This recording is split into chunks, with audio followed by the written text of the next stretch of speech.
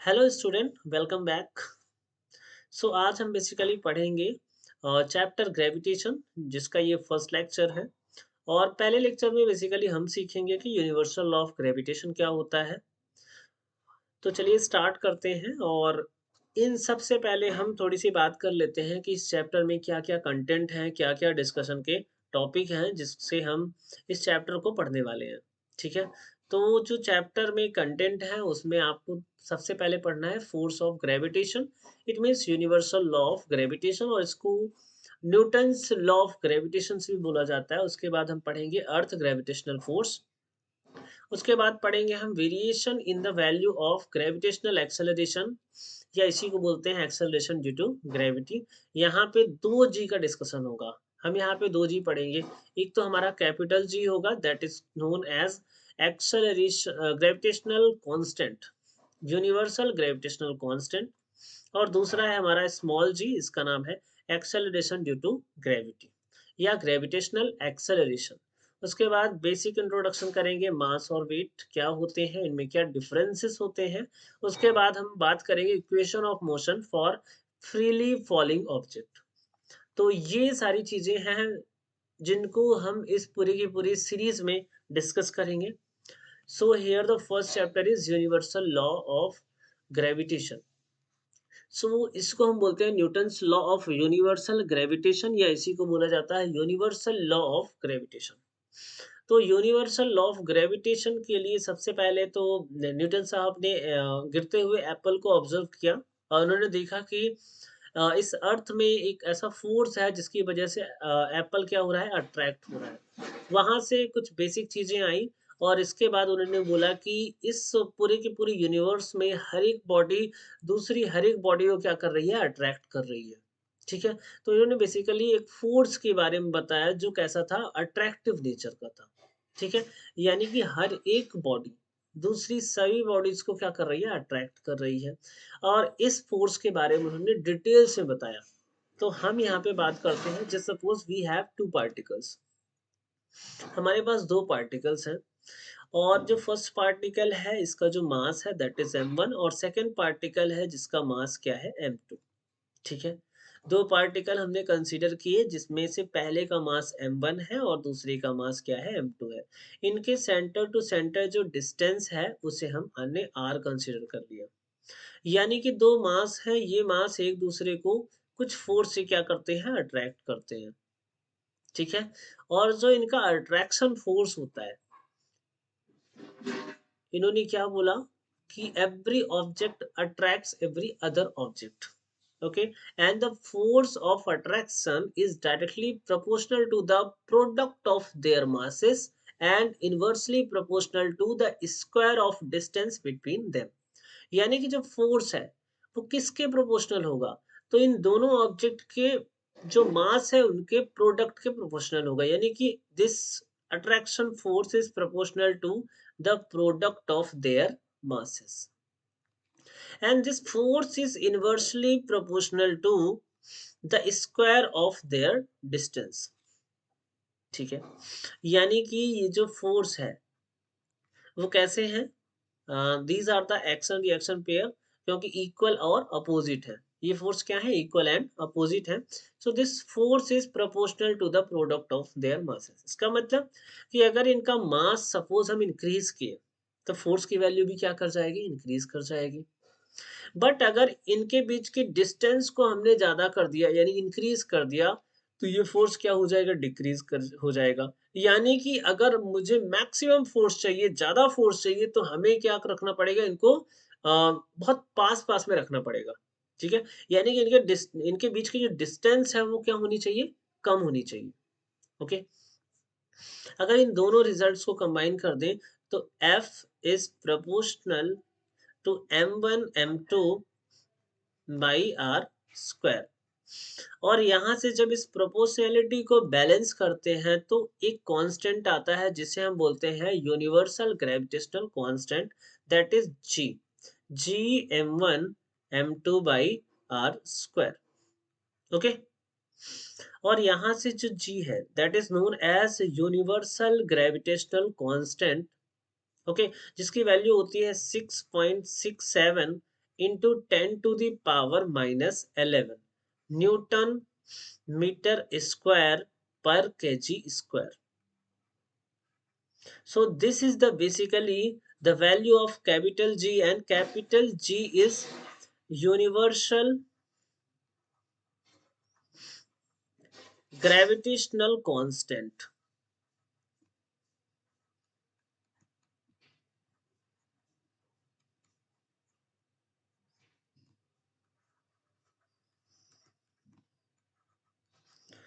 So capital G is universal gravitational constant जिसकी value 6.67 into 10 to the power minus 11 और इसका ऐसा unit होता है न्यूटन मीटर स्क्वायर पर केजी स्क्वायर.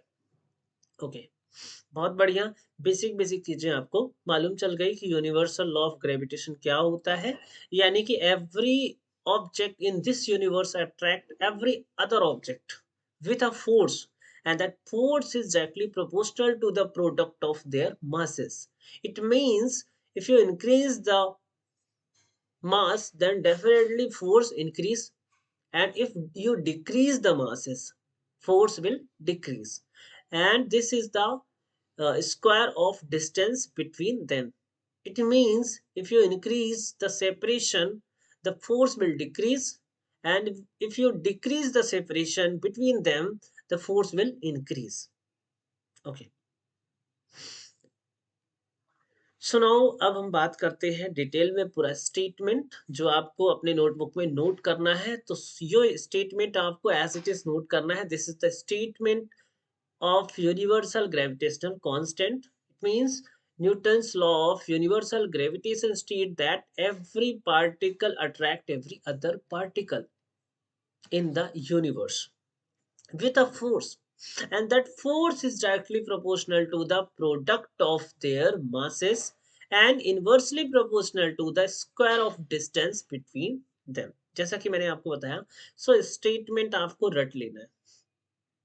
इट मीन्स रटना नहीं है, जो इक्वेशन मैंने बताई है उसके हिसाब से रिलेट कर लेना है. क्योंकि आपको अगर इक्वेशन आती है तो स्टेटमेंट लिखना आना चाहिए. ओके, ये हमारा m1 मास, m1 क्या कर रहा है, m2 और m1 दो मासेस हैं. अब ये f1 फोर्स है वो किसके द्वारा लगाया जा रहा है, तो m2 के द्वारा लगाया जाता है जा रहा है. और जो f2 फोर्स है वो कौन लगा रहा है, वो m1 लगा रहा है. F2 फोर्स किस पे लग रहा है, M2 पे लग रहा है. किसकी वजह से, M1 की वजह से. और यहाँ पे जो F1 फोर्स लग रहा है वो किसकी वजह से लग रहा है, M2 की वजह से. और किस पे लग रहा है, तो M1 पे लग रहा है. ठीक है, बहुत बढ़िया. और ये फोर्स क्या होते हैं, इक्वल एंड अपोजिट होते हैं. इनका जो मैग्नीट्यूड होता है वो इक्वल होता है, but the direction are opposite. It means कि ये क्या करते हैं, न्यूटन्स थर्ड लॉ को क्या करते हैं, फॉलो करते हैं. ओके. सो ये स्टेटमेंट मैंने डिटेल में आपको बताया. एज इट इज आपको नोट करना है. आप इससे पहले एक स्टेटमेंट लिख सकते हैं, F is proportional to m1 m2 and F is inversely proportional to the 1 by R square. Next step में आपको ये रिजल्ट मिल जाएगा. उसके बाद here the g is known as universal constant of gravitation या universal gravitational constant, and the value is 6.67 into 10 to the power minus 11 newton metre square पर KG square. अब इसकी एसआई यूनिट को कैसे फाइंड आउट करें, तो आपको जैसे मालूम है, मैंने बताया जो ये एफ है force, that is basically g m1 m2 by R square. अब यहाँ पे कैपिटल जी के मुझे क्या चाहिए भाई, तो मुझे चाहिए ऐसा यूनिट. तो कैपिटल जी क्या हो जाएगा, F R square divide by m1 into m2. ठीक है. अब यहाँ पे सबकी एसआई यूनिट को रखते हैं अगर, तो एफ है फोर्स, फोर्स की एसआई यूनिट क्या होती है, न्यूटन. आर क्या है, डिस्टेंस, तो डिस्टेंस की एसआई यूनिट क्या होती है, मीटर, तो मीटर का स्क्वायर डिवाइड बाई मास का केजी, और इस मास का भी केजी, और केजी मल्टीप्लाई होगी क्या हो जाएंगे, KG square. So the SI unit of capital G, that is the Newton meter square per kg square, and the value of capital G, that is basically universal gravitational constant, and that is 6.67 into 10 to the power minus 11. So this is all about universal law of gravitation. Okay, बहुत बढ़िया। अब कुछ बात करते हैं तो G is independent of masses. Capital G क्या होता है? मास से इंडिपेंडेंट होता है, independent of bodies and distance between them.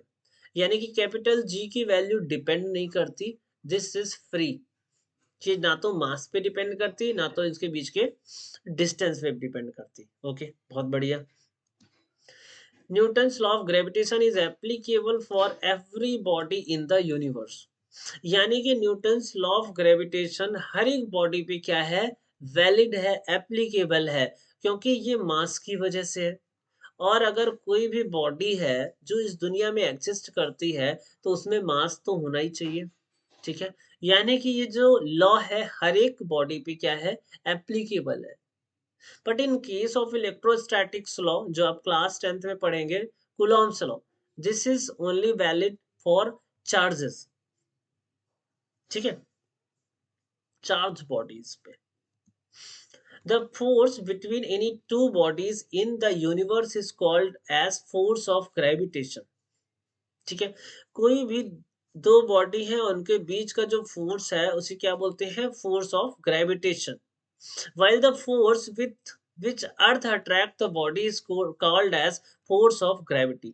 यानी कि जिस फोर्स से हमारी अर्थ किसी दूसरी बॉडी को अट्रैक्ट करते हैं उसे बोलते हैं फोर्स ऑफ ग्रेविटी। और दो मासेस एक दूसरे को जो अट्रैक्ट करते हैं उसे बोलते हैं फोर्स ऑफ ग्रेविटेशन। ठीक है, बहुत बढ़िया। उसके बाद बात की जाती है some scientific phenomena based on a gravitational force. अब ग्रेविटेशनल फोर्स की वजह से ही क्या होता है? जो हमारी अर्थ है वो सन के चारों तरफ क्या करती है? चक्कर काटती है भाई। ठीक है, मून क्या है? अर्थ के चारों तरफ चक्कर काटता है due to the gravitational force. So यहाँ पे gravitational force between sun and earth keeps the earth moving around the sun. ठीक है, ग्रेविटेशनल फोर्स की वजह से ही हमारी अर्थ क्या करती है? सन के चारों तरफ चक्कर काटती है। ठीक है, अगर ग्रेविटेशनल फोर्स नहीं होता तो ये चक्कर नहीं होता। ठीक है, the gravitational force between the earth and moon keeps the moon moving around the earth. अब जो हमारा अर्थ है और मून के बीच में भी क्या है? ग्रेविटेशनल फोर्स है, उसकी वजह से मून क्या कर रहा है? हमारे अर्थ की चारों तरफ क्या कर रहा है? चक्कर काट रहा है। ठीक है, existence of solar system due to gravitational force. तो जो सोलर सिस्टम का एग्जिस्टेंस है, किसकी वजह से सोलर सिस्टम है? That is because of gravitational force. अब ये तो बेसिक बेसिक चीजें होंगी, बेसिक बेसिक चीजें हमने पढ़ ली सर। अब आओ और कुछ क्वेश्चन करवाओ तो पता चले कि हमने कुछ पढ़ा या कि सब भूल गए। तो चलो अभी क्वेश्चन कर लेते हैं एक आध दो। तो यहाँ पे आपको बताना है calculate the force between two masses of 100 kg and 1000 kg separated by a distance of 10 metre. तो ठीक है भाई, एक मास है पहला जो कितने केजी का है? 100 केजी का है। इसको हमने कंसीडर किया कि ये हमारा m1 मास है, पहला मास है। दूसरा जो 1000 केजी का है और हमने कंसीडर किया कि ये m2 है। ठीक है, और इन दोनों के बीच की जो डिस्टेंस है, जो सेपरेशन है, वो कितना है? तो इनके दोनों के बीच का जो सेपरेशन है वो है हमारा 10 मीटर। ठीक है, ये बेसिक है। इस क्वेश्चन के हिसाब से हमने एक छोटा सा डायग्राम ड्रॉ कर लिया। ठीक है, अब इस क्वेश्चन को हमें करना है सॉल्व, और कैसे सॉल्व करेंगे वो मैं आपको बताने जा रहा हूँ। ठीक है, तो यहाँ से कुछ गिवन डाटा लिख लेते हैं। तो यानी कि m1 जो है इस क्वेश्चन में है वो है 10 kg। बहुत बढ़िया। m2 कितना है? तो वो है हमारा 1000 kg। m1 कितना है? यहाँ पे 100 है, तो यहाँ पे हम लिखेंगे 100, क्योंकि क्वेश्चन में क्या है? 100 है। सो m1 कितना? 100, m2 कितना? 1000, और इनके बीच का सेपरेशन यानी कि डिस्टेंस कितनी है? 10 मीटर। ठीक है, फॉर्मूले ने हमें क्या बताया कि दो ऑब्जेक्ट हैं, एक दूसरे को एक फोर्स से अट्रैक्ट करते हैं, और वो फोर्स जो होता है उसे हम लिखते हैं F is equal to G m1 m2 by R square, ये हमारा फोर्स है। अब हमने आपको बताया कि जी की जो वैल्यू है दैट इज 6.67 इंटू 10⁻⁻11। उसके बाद m1 की वैल्यू कितनी है 100, 100 मतलब 10⁻²। उसके बाद m2 कितना है तो 10⁻3, 1000 को क्या लिख सकते हैं हम 10⁻3। उसके बाद आर स्क्वायर यानी कि 10 का स्क्वायर,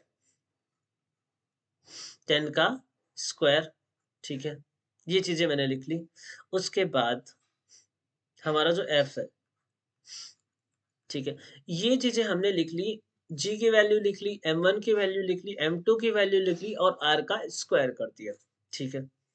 तो यहाँ से अगर मैं बात करूं तो ये 6.67 इंटू 10⁻⁻11 इंटू ये हमारा 10⁻², और ये भी है 10⁻²। तो ये दोनों आपस में क्या हो गए, कैंसिल आउट हो गए, इंटू 10⁻³ बचा, ठीक है।